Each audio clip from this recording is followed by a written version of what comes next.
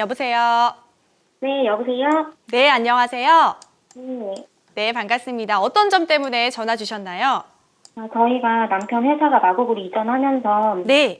또 등촌동으로 이제 주공 5단지를 매수해가지고 실거주하면서 2년 조금 넘게 살았어요. 네. 그런데 이제 그 수익도 좀 났고 네. 이 평수도 넓히면서 집 앞에 있는 민영 아파트 30평대로 네. 이제 옮겨가야 할지 아니면 동네 자체를 조금 더 좋은 곳으로 사당동이나 마포 정도로 변경해서 가야 될지 그 부분이 궁금해서 전화드렸거든요. 네, 지금 거주 중이신 등촌 주공 5단지를 매도하고 어디로 갈아타는 게 조금 더 좋은 전략일지 궁금하신 것 같으세요? 네네. 잘 들었고요. 인사 바로 나눠볼게요. 네. 안녕하세요.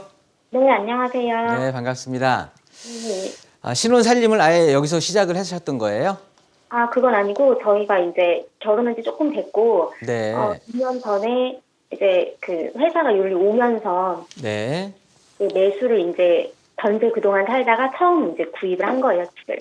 네.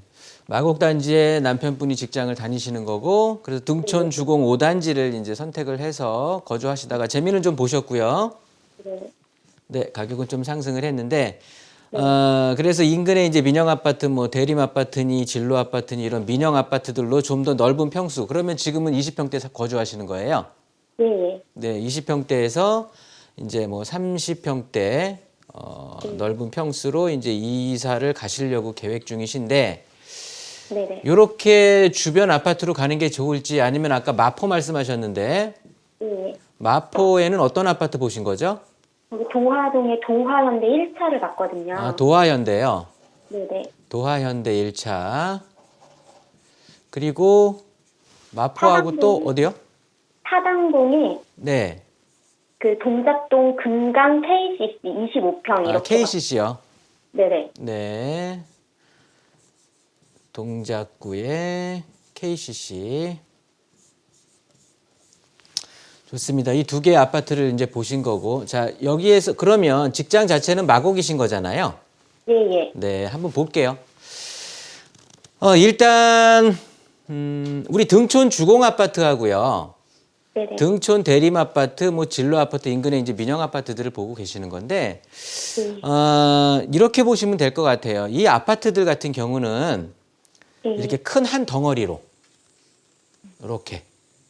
그래서 주공 아파트는 작은 평수, 뭐 예를 들어서 진로 아파트는 조금 중간 평수, 네. 대림 아파트는 좀 큰 평수, 대형 평수, 이렇게 한 단지 내에서 뭐 1동, 2동, 3동으로 아파트가 지어져 있으면서 좀 작은 평수, 중간 평수, 대형 평수가 섞여 있는 대형 단지로 보시는 게 옳을 것 같아요. 네. 무슨 소리냐면 한 문금이에요. 대림 아파트만 오르고 주공은 더 이상 안 오르고, 아니면 뭐 주공만 조금 소형이라서 더 오르고 대림이나 진로는 뭐 상승폭이 굉장히 작다든가 이렇게 움직이질 않을 거라는 소리예요. 어차피 부동산 상승기하고 여기 마곡에 대한 기대심들이죠. 마곡에 또 업무 지구가 조성이 되고 나니까 요즘 가장 아파트 가격을 상승시키는 게 일자리거든요. 그러다 보니까 이 마곡에 대한 호재라든가 이런 것들을 모두 다 한꺼번에 공통적으로 받을 수 있는 아파트들이라는 거예요. 네. 지금 이사하시려는 이유가 등촌 주공에 거주하시는데 좀 20평대라서 내가 작아서 좀 넓은 평수 30평대로 가시고 싶다. 그러면 그냥 편안하게 가시는 거예요. 편안하게. 그렇게 생각을 하시면 되는 거지. 이 아파트는 오르고 어떤 건 오르고 어떤 건 낮고 이렇게 되는 건 아니거든요. 두 번째로 이제 그러면 여기를 선택을 안 하면 좀 더 나은 입지로 보시려고 한다는 건데, 뭐 분명합니다. 마곡이라는 호재가 있지만 강서구보다 마포구가 훨씬 아파트 가격의 평균 가격이 비싸다는 건 그만큼 마포의 입지를 사람들이 더 선호한다라는 걸로 판단을 할 수가 있겠는데요. 이 마포의 도화현대 1차 아파트라고 하는 건 일단은 마포 아파트의 가격 흐름을 따라갈 수밖에 없고요. 좀 부수적인 건 우리 아파트가 위치해 있는 바로 오른쪽에 인근에가 이제 용산이잖아요.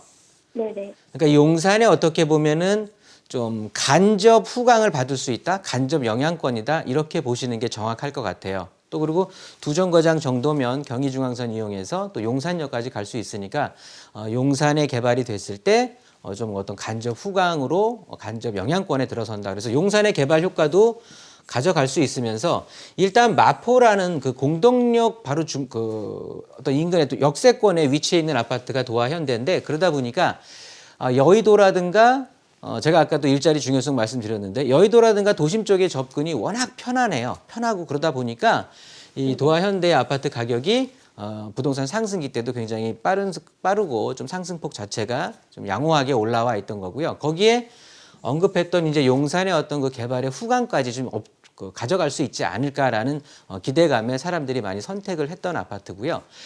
분명히 입지적인 어떤 우위는 도화 현대가 조금 더 있는 거고요.